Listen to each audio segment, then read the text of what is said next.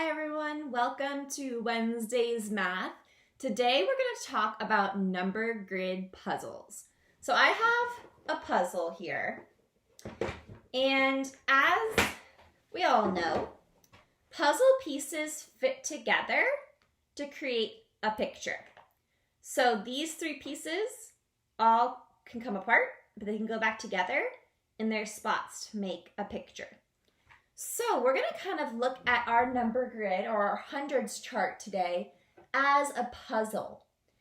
So when we do this, we're going to get a number and not know what puzzle pieces are around the number and then try to figure it out based on what we know about numbers and counting. I'm going to explain what I mean, but I need you all to turn in your math journals to page 179 and be ready to go on this page so that you can work along with me. So when there are covers on either side of a number on a hundreds chart, the way to figure out what they are is to look at the numbers around the ones that are blocked. So we have 45, we don't know, and then 47. So go ahead and make a guess. What do you think is between 45 and 47? Did you say 46? Yep. 45, 46, 47. And what comes next? 48. Now it gets a little trickier if the numbers that we're trying to figure out are on the top and the bottom of the number we can see in the middle. So on this row, we see it's 61, 62, 63, 64. The 60s are in this row. The way to figure out what number is right above is to figure out what is 10 less than 63, because we know that the number that's 10 less will be right above. So what number is 10 less than 63? 53. For the number right below 63, let's think, what is 10 more than 63? 73. So that's a good way to figure it out if the numbers are on top or bottom. So to solve this first problem on page 179, we are going to look at where 27 is on the hundreds chart. So on my hundreds chart, here's 27. And just like in the picture in your journal, I've covered up the numbers that are around it like this. So we need to figure out what number goes in which box. So let's first figure out the boxes on either side of 27. So we know, just like reading a book, we start on the right and move left as we count. So what number comes right after 27? 27, 28. So 28 is after. What about right before 27? So we start with, let's start actually over here, 21, 22, 23, 24, 25, 26. All right, now let's look at the one right above 27. So remember, it's going to be the number 10 less than 27. 10 less than 27 is 17. Now the one right below, so to go 10 more than 27, it goes to 37. And the last one is below 37, so we can just go 10 more from 37 down to 47. So now we're going to fill that into our box. So now I'm going to fill this one in with the numbers that we just found.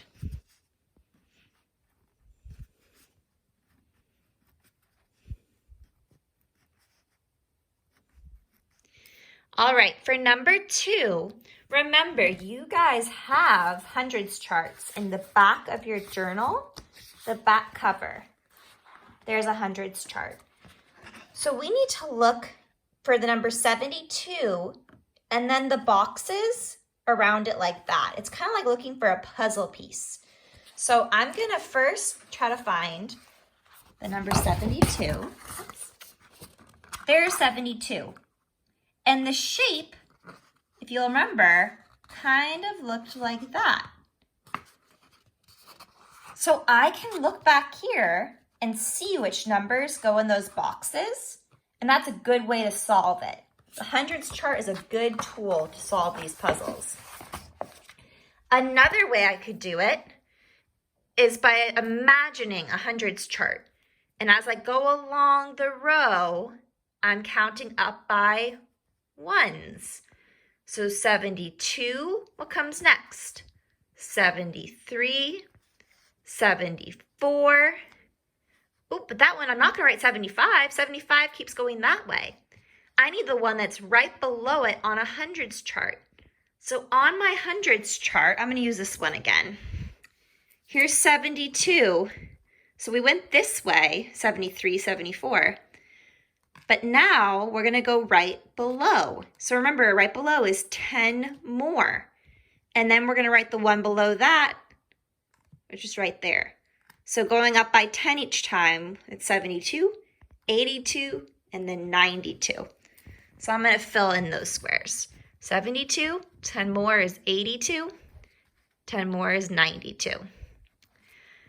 Now down here, this is tricky. We're going to go the other direction. So we're going to think, what number is right above 84? You can either look at your hundreds chart and find 84 and say, what number is right above 84? Or you can remember the number above is 10 less. So that will be 74. Now we need 10 less than 74. Now we need the numbers on either side of 64. I'll show you on my hundreds chart. So we went 84, 74, 64, and now we have the numbers on either side of 64.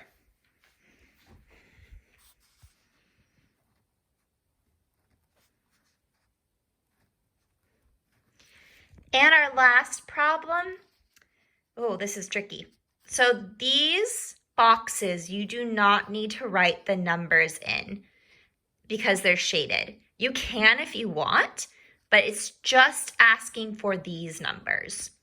So let's start with the ones below because I feel pretty comfortable going up by 10. So 10 more than 48 is 58. 10 more than that, 68. Now we're going to go 10 less right above. So 10 less than 48. So I'm going to look at my hundreds chart again. And I'm looking for 38. So there's 38. We kind of went up like that. And then it's asking for the two boxes right before 38. So I'm going to go backwards. 37, 36. So 38, 37, 36.